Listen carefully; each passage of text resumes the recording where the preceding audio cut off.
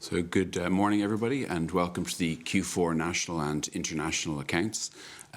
Today, Kieran Culhan is going to take us through the national accounts, looking at the domestic economy and the bigger picture results around GDP.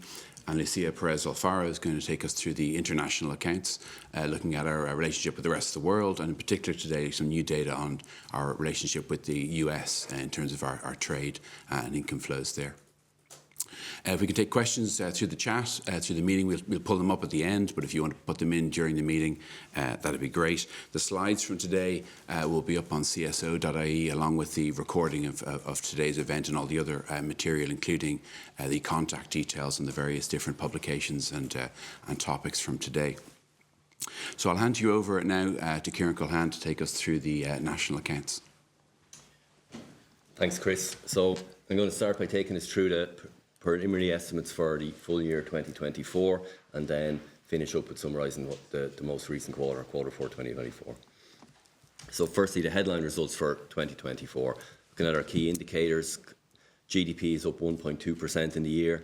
Modified domestic demand, that key indicator for the domestic economy, is up 2.7%. Personal spending is up 2.3%. Domestic investments up 2.2%. The M&E dominated sectors were down 0.9%. The domestic sector is up 2.1%, and the wage bill up 2.9%. So these are provisional results, subject to revision when we publish our annual results in mid-year.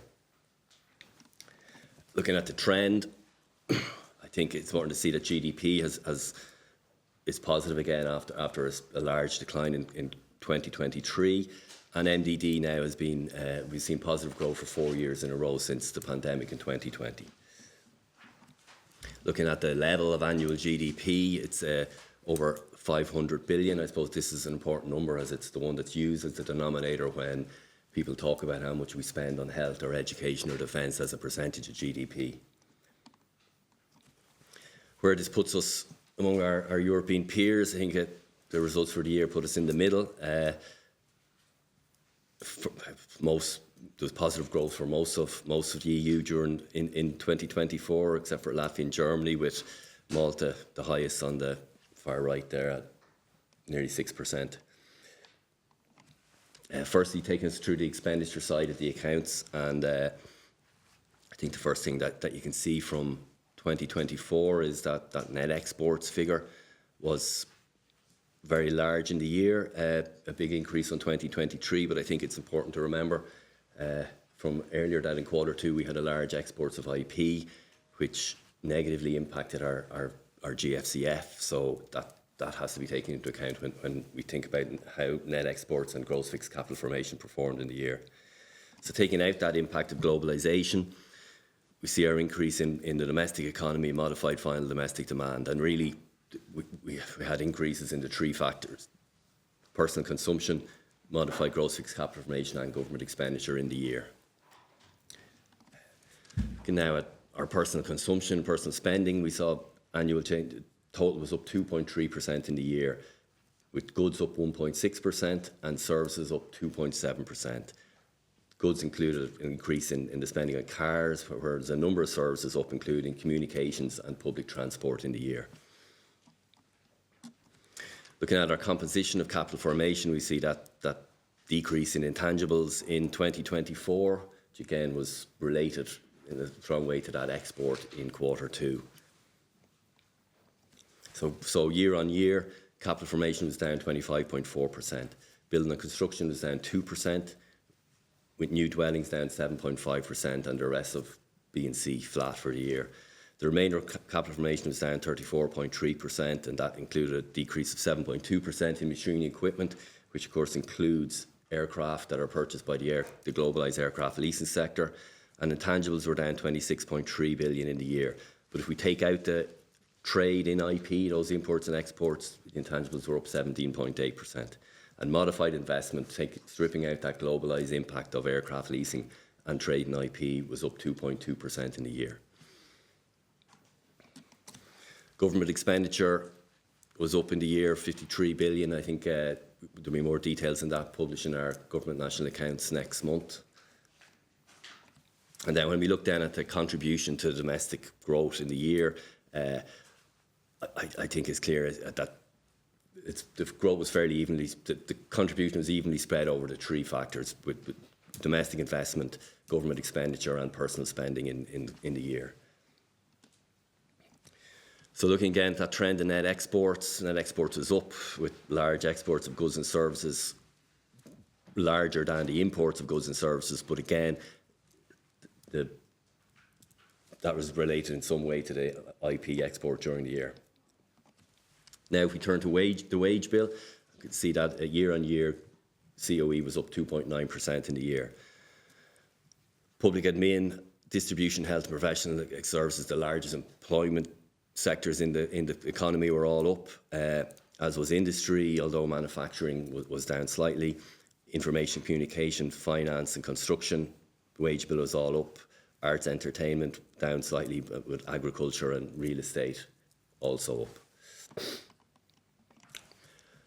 Then we look at the output side of our method of producing GDP, and again, I suppose the main story here, industry and information and communication, the globalised multinational sectors are well over 50% of the economy, so they have a disproportionate impact on the results. And information and communication had strong growth in the year, up 8.4%, but that was offset by 5.1% decrease in industry.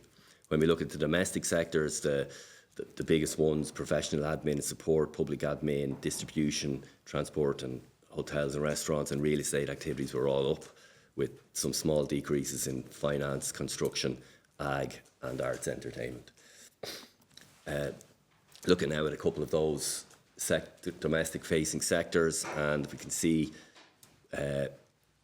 after a large decrease obviously in the pandemic, distribution, transport, hotels and restaurants was up in the year, but construction was down slightly on 2023. And looking at our multinational sectors now, you can see information and communication has had steady growth for the last number of years. Industry, after falling after that peak in 2022, is now, I suppose the fall has moderated a bit in 2024, wasn't quite as dramatic. And then we can see then that multinational growth sectors against the domestic and other sectors, and the foreign owned multinational sectors were down less than 1%, so relatively flat in the year when we offset the large increase in information and communications against this fall in manufacturing, while the domestic sectors grew again for another 4 years in a row. Looking quickly now at GDP, GNP and the profit flows over the year, there was an increase in profit flows out of the country, which led to smaller growth in GNP of 0.4% in the year. So we look then at the annual summary.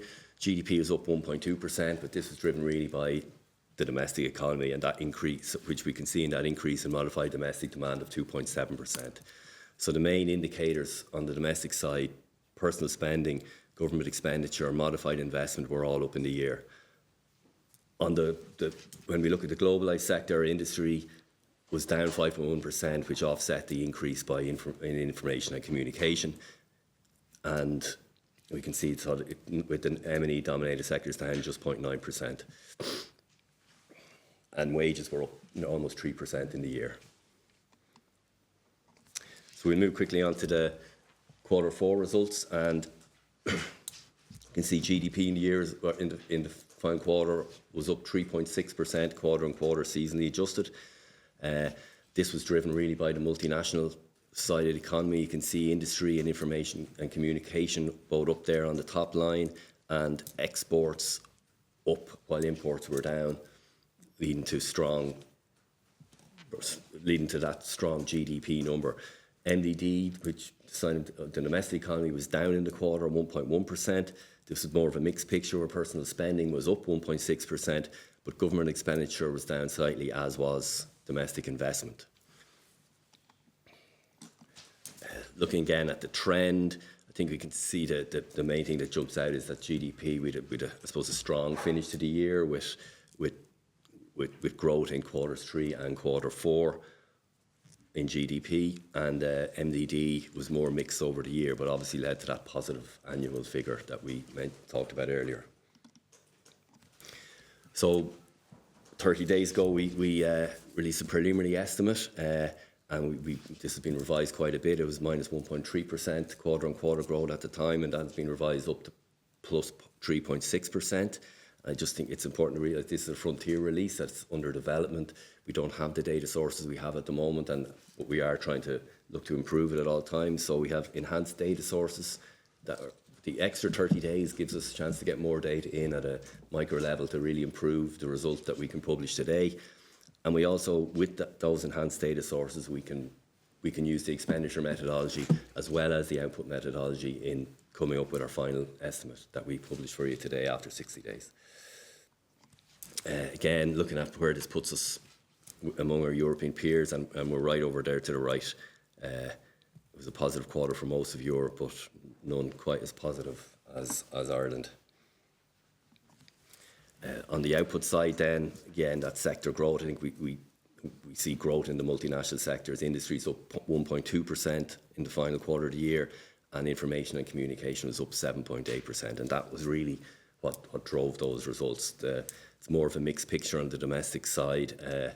Distribution, transport, hotels and restaurants, the main, and public admin, the main employment ones were both up, but many of the others were down in the quarter.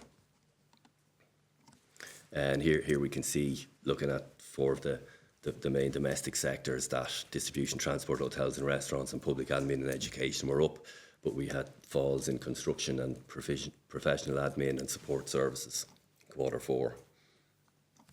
And looking then at the globalised sectors in a bit more detail, we can see again, yeah, there's been strong growth for a number of years in information and communication, whereas with industry, after falling for a number of quarters, we had growth in Quarter4, which again, this just hammers home that message that the multinational dominated sectors finished the year strongly, whereas on the domestic side there was growth, but it was more moderate. Looking at wages then in Quarter4, seasonally adjusted quarter on quarter, COE was down 0.5%. It was up in public admin, education and health, but we saw decreases in distribution, transport, hotels, restaurants and professional admin and support services, which I think fits in with our recent LFS results.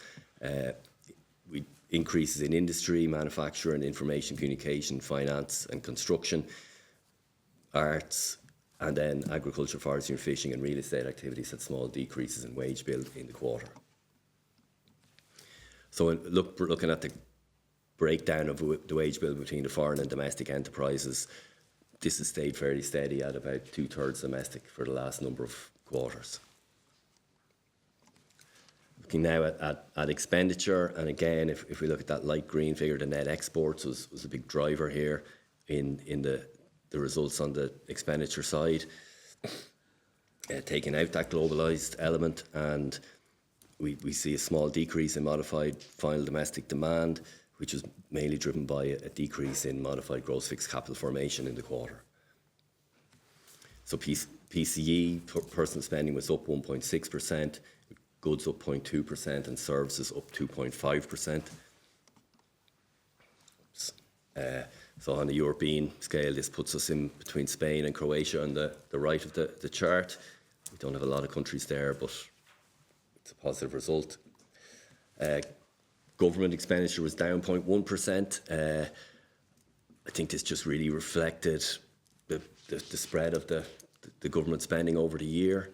The seasonal pattern wasn't quite what it usually is, but it was relatively flat. So if we look at composition then of capital formation, we can see even the season adjusted, it can be very volatile. That intangibles figure can cause a lot of ups and downs in the quarters, and we see in Quarter2 2024 the big negative result, which was down to that export of IP I mentioned earlier. So when we look at it quarter on quarter, seasonally adjusted, we're down 8.6%. Building and construction's down 3.3%. Machinery equipment, which includes the purchase of aircraft by the aircraft leasing sector, is down 26.7%. Intangibles down 2%, and modified investment down 9.2%. I think this can be tricky to figure out exactly what's going on in that picture because of the seasonal adjustment and the volatility, but so it's useful to look, I think, at the year-on-year change as well. And year-on-year, the total was down 37.3%, building and construction down 1%, new dwellings were down 17%, which I think we saw in our recent CSO's new dwelling completions that there was a fall off in apartment completions in Quarter4. All other building construction was up 4.2% in the quarter. The remainder capital formation was down 46.6%, with machinery, including aircraft leasing, down 24.2%. But the intangibles down 13.5 billion in the quarter was a large part of that. Modified GFCF then was down 3% year on year. Looking at the contribution to the quarterly MDD growth or domestic economy, and you can see it was that modified GFCF that was driving that negative result in the quarter. Again, looking at the trend in net exports of goods and services both increased in the quarter, while as imports of goods and services decreased, leading to a large increase in net exports.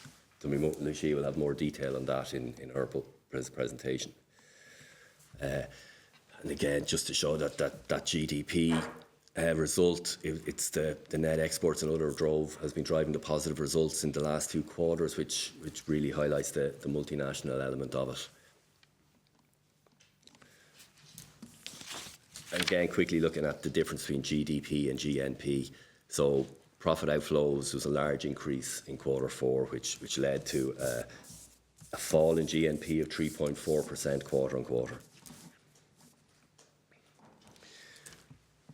Looking at price effects then GDP, the implied deflator was up 4.1% in the year on year, and in personal spending, the implied deflator is up 2.4%. I think for most of the year we've seen prices fall, and I guess it's just important maybe to keep an eye on that and see how it goes into 2025.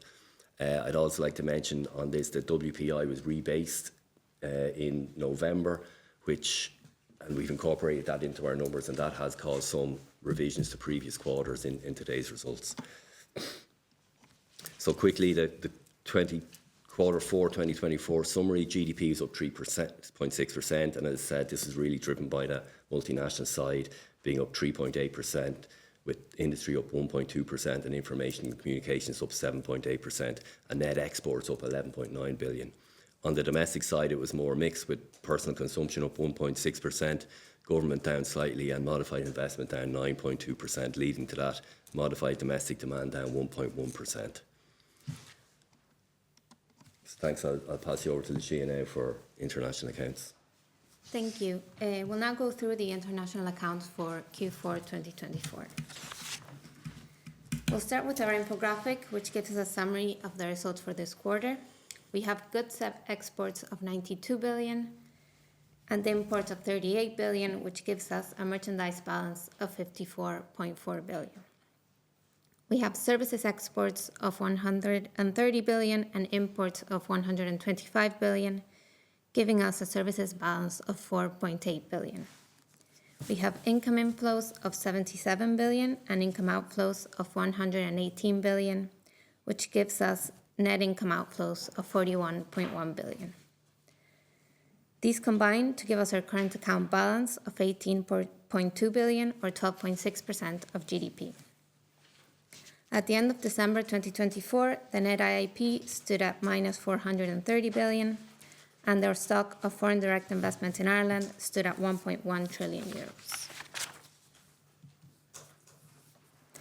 Looking at the preliminary results for the year 2024, we can see that our merchandise surplus has moved from 205 billion in 2022 down to 156 billion in 2023 and up to 177 billion in 2024.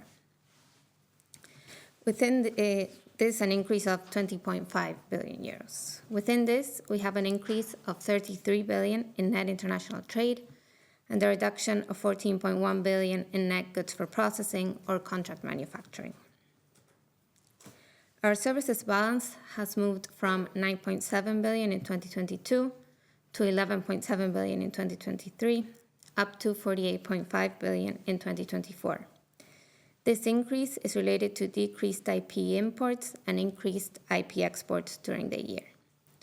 Within this, we have a notable increase of 38.5 billion euros in computer services exports. Our net income outflows moved from 169 billion in 2022 to 127 billion in 2023, up to 134 billion in 2024, which is an increase of 7 billion euros. Within this, we have an increase in manufacturing outflows of 15.8 billion and an increase in ICT outflows of 5.2 billion euros. These all combined give us a current account balance for the year 2024 of 91.5 billion euros. This is an increase of 50.3 billion year on year, largely driven by decreased IP imports and increased IP exports in 2024 compared to 2023. Moving back to the quarter, we can see here our current account balance as a percentage of GDP. With no large IP imports or exports this quarter, we are back to a more normal level, with the current account balance now standing at 18.2 billion or 12.6% of GDP.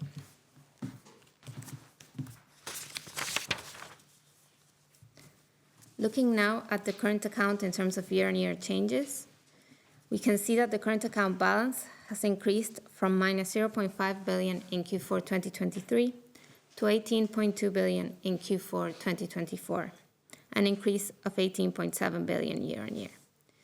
Again, this is predominantly driven by different levels of IP imports and exports between the two quarters. Within this, the merchandise surplus is up from 29.6 billion in Q4 2023 to 54.4 billion in Q4 2024, an increase of 24.8 billion year-on-year. The services balance is up from minus 7.3 billion in Q4 2023 to 4.8 billion in Q4 2024, an increase of 12.1 billion. The income outflows have increased from 22.9 billion to 41.1 billion, an increase in income outflows of 18.2 billion year-on-year. Looking at these figures in a little more detail, we can see that there was an increase in merchandise exports of 20.9 billion and a decrease in merchandise imports of 3.9 billion year-on-year. This gives us an increase in net merchandise of 24.8 billion, driven largely by the increased exports compared to the same quarter last year. There was an increase in service exports of 20.2 billion and service imports of 8.1 billion, giving an increase in net services of 12.1 billion compared to the same quarter last year. There was an increase in primary income flows of 8 billion and an increase in outflows of 26.3 billion, resulting in an increase of 18.3 billion in net primary income outflows.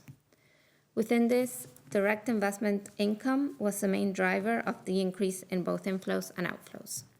Direct investment income inflows have increased by 4.2 billion, and direct investment income outflows, mostly M&E profits, have increased by 22.9 billion. Looking at the current account balance over time, we can see that compared to last quarter, our merchandise balance is up by 10.6 billion, our services balance is down by 5.1 billion, and the net income outflows have increased by 10.4 billion. This results in a current account balance which is down 4.8 billion quarter on quarter. Looking now specifically at goods imports and exports, we can see that our Q4 goods exports are up strongly compared to last quarter and compared to last year, while our Q4 goods imports are down both quarter on quarter and year on year. Therefore, the increase in the net merchandise balance is mainly driven by the increased exports. Looking at the breakdown of bought merchandise, we can see that the increase in net exports year on year is largely driven by a combination of growth in the international trade and goods for services and goods for processing exports.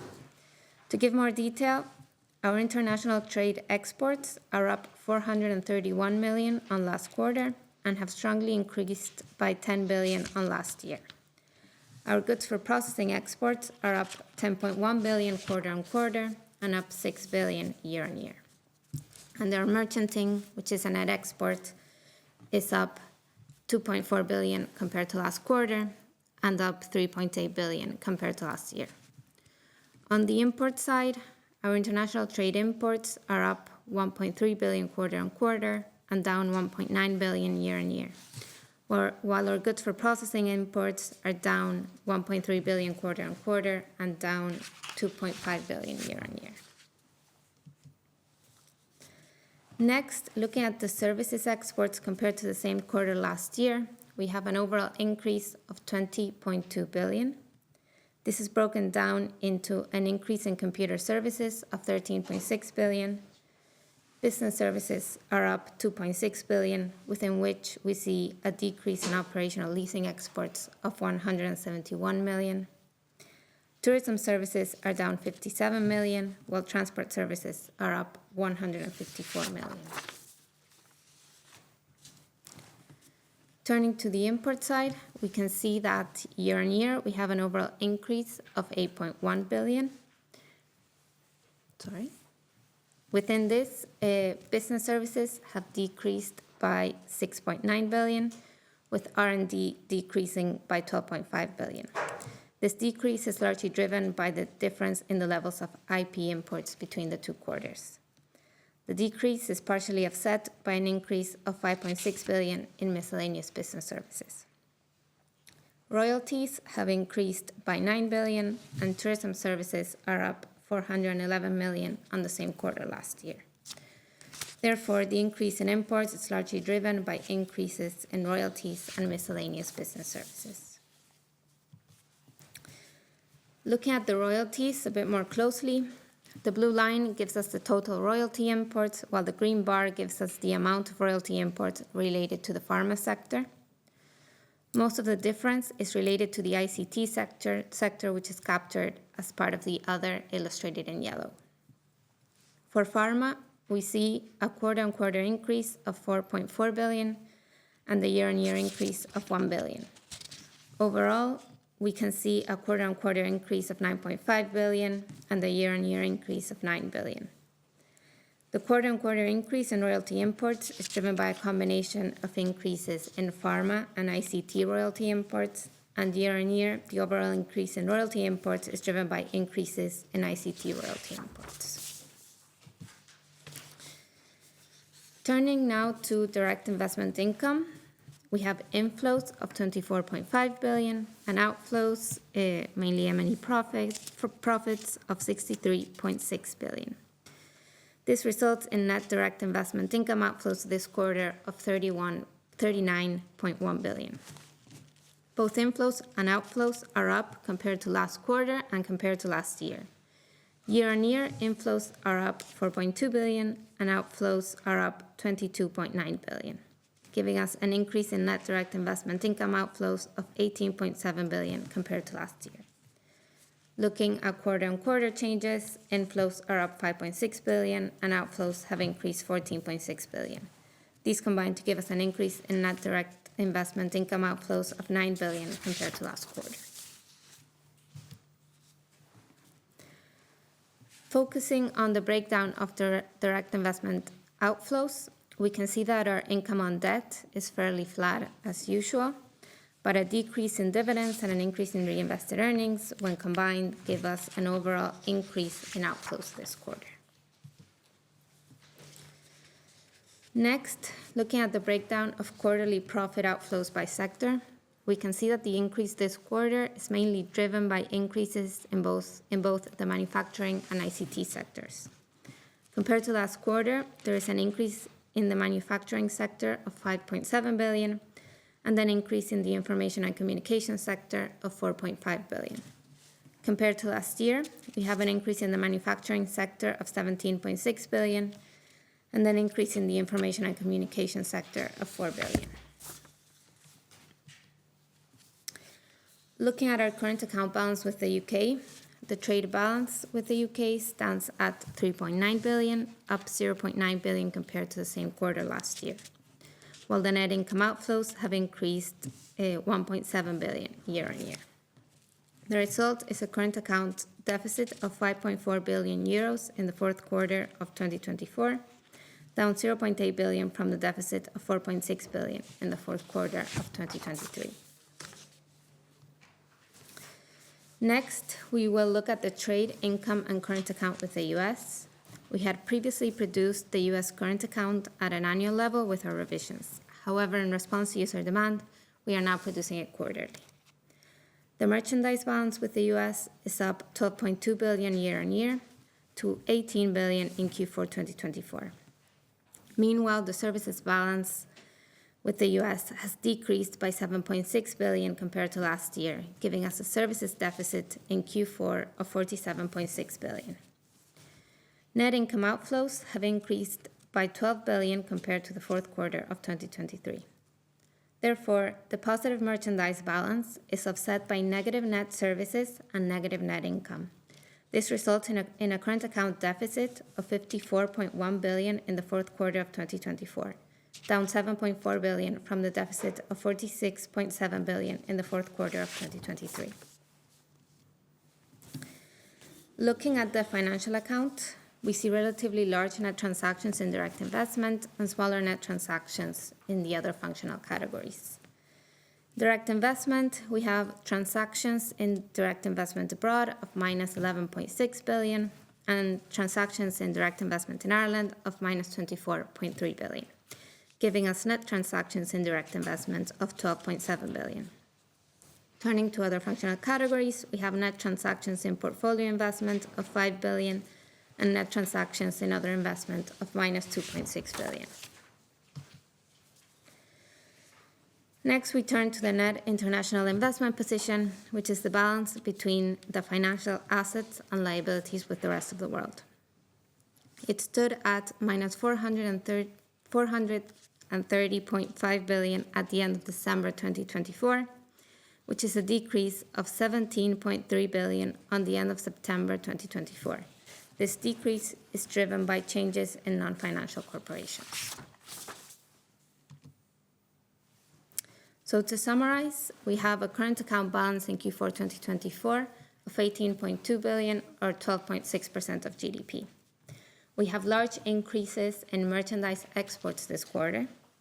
We also have increased computer services exports and royalty imports compared to last year, and resulting increases in income outflows. Lastly, the current account balance with the US stood at minus 54.1 billion in Q4 2024. Now hand you back to Chris. Thanks, Lucia. So there's some of our new information about the US current account that Lucia has talked us through there. I'll just reiterate some of the large numbers, I guess, we've showed you from the national accounts as well. Some of the mixed results for the quarter four, up and down for some of the different items. But the big picture really is about the outturn for 2024.